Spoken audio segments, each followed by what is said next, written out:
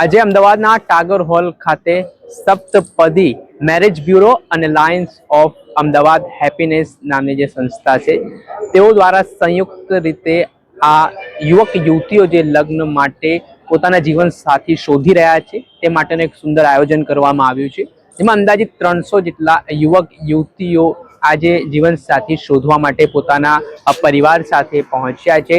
એક સારું પાત્ર તેમના જીવનમાં મળે ને તે માટેની આ પદ્ધતિ છે છેલ્લા 25 વર્ષથી જોઈએ તો સપ્તપદી મેરેજ બ્યુરો ચલાવી રહ્યો છે ને એક સામાજિક હેતુ અને ઉદ્દેશ્ય સાથે આ કામગીરી કરવામાં આવી રહી છે।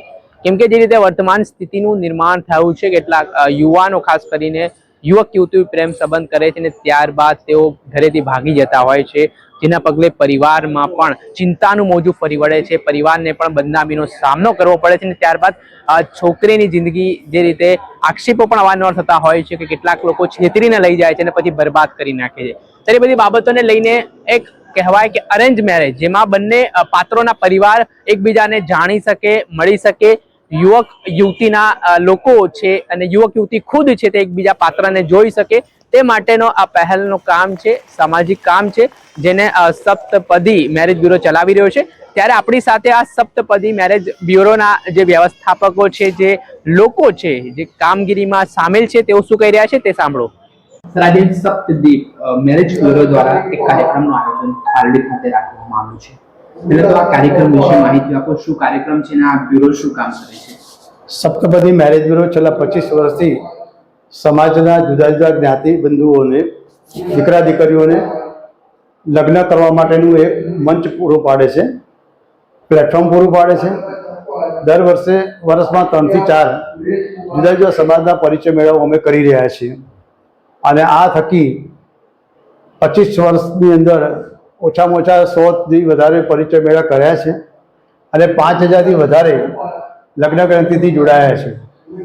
આ અમે કામગીરી લાયન્સ ક્લબની સાથે રહીને કરીએ છીએ।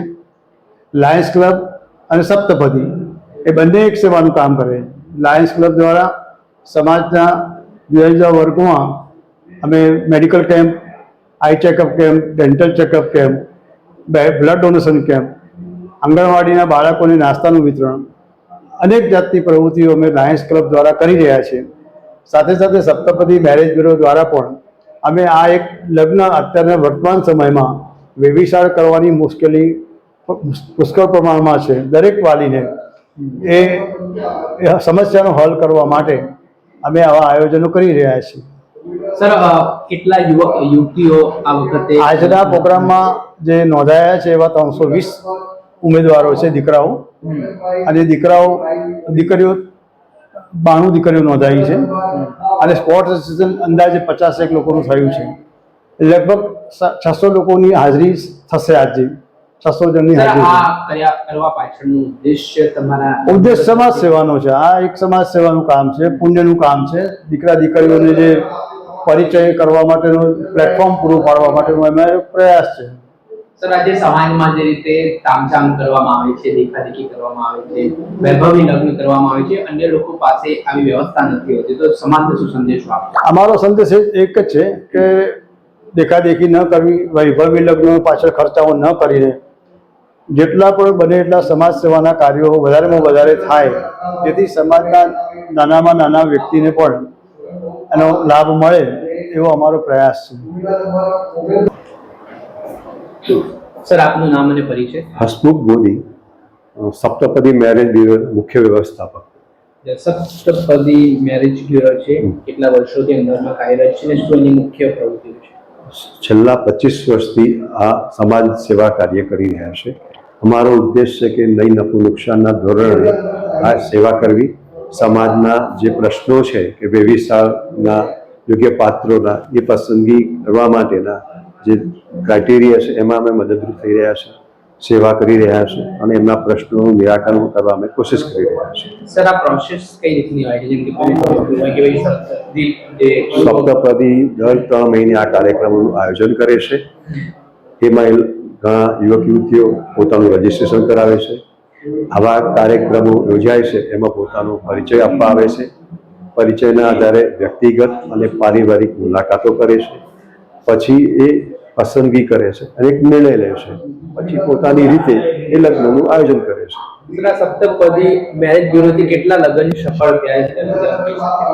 ત્યાં સુધીમાં અમે 100 જેટલા લોકોને લગ્ન કરાવી ચૂક્યા છે અને એ લોકો સફળતા રીતે લગ્ન જીવન ગાળી રહ્યા છે. એ સફળતા છે. આજના યંગસ્ટર્સ અને જેનઝીમાં ખાસ એવો પ્રમાણ જોવા મળે છે કે યુવક યુવતીઓ ભાગીને લગ્ન કરતા હોય છે અને ઘણી બધી બાબતો ફેસ કરવા અને મા બાપને ફેસ કરવી પડતી હોય છે. તમારા લોકોને શું કહેશો? કેમ કે વાત છે આજે તમે પણ જોયેલા સમાચારોમાં સમાજ લઈને તમામ લોકો મેદાને છે કે મારા સમાજની દીકરી અમારા સમાજમાં રહેવી જોઈએ. પરિસ્થિતિ છે જેનજી જે યુથ, જે આખી જનરેશન છે, એ લોકોને એક સોશિયલ મીડિયામાં વધારે પડતું ઇન્વોલ્વ છે. એના કારણે વાસ્તવિક જે દુનિયા છે એનો અપરિચિત છે.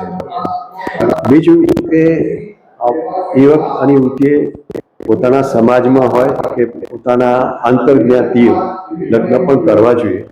એના માટે તમારે યોગ્ય પાત્ર પણ આપવું જોઈએ, મળવું જોઈએ. એના માટે તમે ખાસ કરીને યુવકો માટે જે થોડી વાસ્તવિકતા છે, થોડી હિંમત પણ બતાવવી પડશે.